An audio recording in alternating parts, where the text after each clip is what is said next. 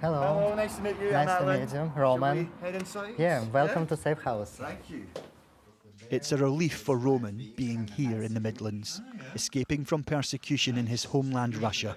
We had a long discussion about whether he be fully identified on camera. He insisted, wanting to be visible for others not seen back home. You are always scared. If you even say, like, I'm gay, what might happen with you? They will lose their jobs, maybe someone might give them physical abuse, or even they might be killed, you know? The 24-year-old is going through the asylum process here. If rejected, Your plan is to not return to Russia. Of course, I will not live in Russia, no way. I feel like if I back Russia, maybe it's not nice sentence, but I said like it's better to commit suicide rather than live in Russia. Really? Yes. It's very powerful. For me personally, it is like this. we've been given exclusive access to one of 16 safe houses, providing shelter for LGBTQ asylum seekers and safety not always found in Home Office housing. Upstairs we speak to Sarah, a lesbian from Pakistan. We've changed her name and her voice because she still receives threats from back home. From different phone numbers, they used to text me, WhatsApp me, threatening messages, and I used to just keep blocking them.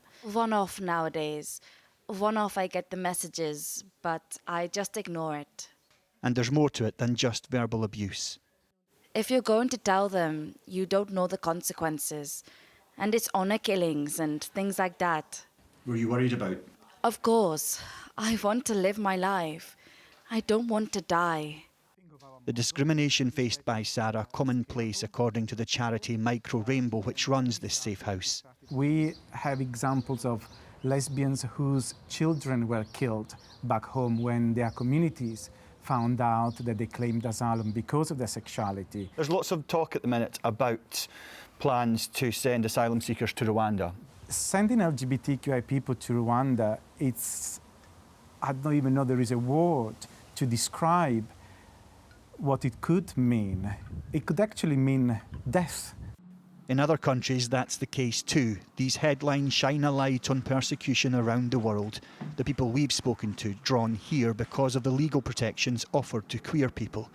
Michael, an LGBT rights activist, was punished in Kyrgyzstan by those meant to protect him. In 2010, I've been arrested and tortured by the police. So it was a horrible experience of my life.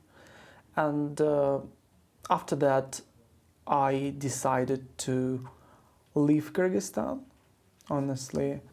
You know, you cannot live in fear all the time. So I decided to leave, and I did. The charities helped Michael get settled status, and it supported refugees like him to find work. It offered Rafaela, a trans woman from Brazil, the escape from constant violence. Brazil is the most violent country for trans people in the planet. Is where the most trans women are murdered alone. And the violence just by walking on the streets, people facing the risks of people beating you, attacking you, raping you, as happened many times in my life before. You have 2 guns on your head while you're being raped by 2 different guys. The other day, you need to wake up and forget what happens and continue your life because, life keeps on. And while Rafaela says transphobia is still a problem she faces in the UK, a safe house gave her a safe space. They offered me a safe environment where I felt comfortable, where I felt protected, where I felt respected. Staying in a place like this is only meant to be a temporary measure, but it's a foundation to build a new life. I'm in United Kingdom, and I feel I am protected by law. And if I am protected by law, it means I can be who I am. I came to this beautiful house, and I remember said to myself, God, now in paradise, now I'm safe. I was so lucky, really. I can repeat it and repeat again and again. In the UK, I found the shelter for myself. I love my freedom. So here I can breathe very openly. I know my life is here. Well, as you can see, Alan is with us in the studio. Wow. It's really hard stories to hear. And I suppose there's an obvious human response, isn't it, to listening to those stories. But what's the government response? Because that's the key, isn't it? Dan, it was very difficult and powerful to sit there listening to people with these serious stories of trauma. And we're really grateful that they decided to speak to us at 5 News. And in terms of what the government said, in response to its Rwanda policy. In a statement it said, our assessment concluded that LGBT plus people did not face a real risk of persecution. The overall findings were that Rwanda is fundamentally a safe and secure country with a track record of supporting asylum seekers. Yeah, first of all, this is the first in a number of series that you're going to be doing, and you just said you're glad that they spoke to you.